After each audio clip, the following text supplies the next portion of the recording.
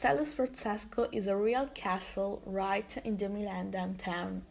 This castle has all the characteristics of a real castle. There are towers, drawing bridges, moats, and even treasures inside. In 1358, Galeazzo Visconti, the first Duke of Milan, ordered the construction of a fortress. Francesco Sforza became the Duke of Milan. He rebuilt the castle and took his name. Subsequently, it was transformed into a magnificent Renaissance residence. The Duke Ludovico il Moro invited some of the greatest artists of his time, including Donato Bramante and Leonardo da Vinci, to decorate the castle.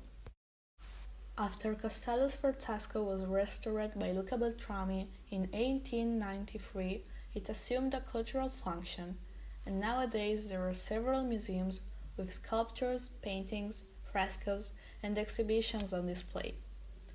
From a symbol of tyranny, the castle evolved into a remarkable full-fledged castle right in the heart of Milan, where people can easily visit an old castle and see how dukes lived a century ago. Castello Sforzesco is a home of a number of museums, the Musei Civici.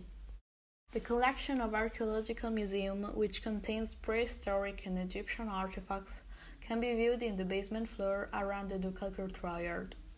Highlights include a 4th century sarcophagus, the 14th century mausoleum of Bernabò Visconti, and the Pietà Rendonini, an unfinished sculpture by Michelangelo.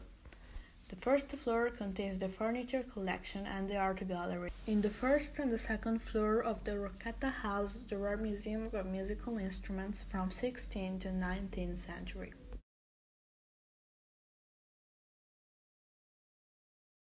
Pietà Rendonini is the last incomplete work by Michelangelo Buonarroti. He worked on it until the last days of his life, in 1564. The Pietà is a meditation on death and the salvation of the soul. In this work, the sculpture discards the perfection of the human body and transforms the dead Christ into an emblem of suffering. The physical arrangement of Mary and Jesus, the mother's head above that of the Son, is suggestive of various moments of the life of Christ. The statue is currently housed in the Museum of Pietà Rendonini, inside Castello Sforzesco in Milan. Ludovico il Moro called to his court great artists to decorate the castle, among which Leonardo da Vinci. He presented himself as a military and civil engineer, with skills of a sculptor and painter. The most famous creation of Leonardo the castle is the fresco inside the Hall delle Asse.